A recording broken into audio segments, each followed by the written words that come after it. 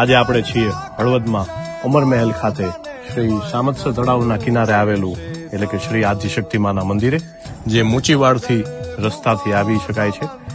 આ મંદિરની વિશેષતાની વાત કરીએ તો આ મંદિર ખૂબ નયનરમણીય સ્થળ ઉપર આવેલું છે, જે તળાવનો કિનારો આપણને પ્રાપ્ત થાય છે અને પ્રકૃતિનું સાનિધ્ય પ્રાપ્ત થાય છે.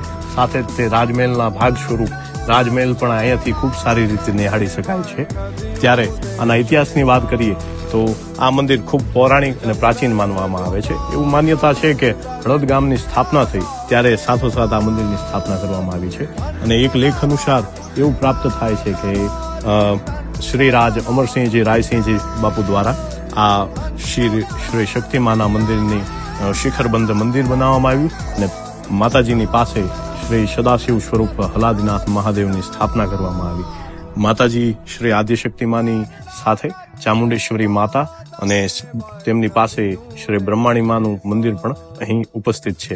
18 વરણ અહીં નવરાત્રિના સમયમાં માના પૂજન અર્ચન અને માના દર્શન માટે આવતું રહે છે. સાથે જ શ્રી શક્તિ માતાના સાનિધ્યમાં નવરાત્રી દરમિયાન ક્ષત્રિય સમાજ દ્વારા અહીં નવરાત્રીનું ખૂબ સારું આયોજન કરવામાં આવે છે અને યજ્ઞાદિ અહીં કરવામાં આવે છે. દશેરાના દિવસે અહીં ક્ષત્રિય સમાજ દ્વારા ખૂબ સારી રીતે શસ્ત્ર પૂજન પણ કરવામાં આવે છે.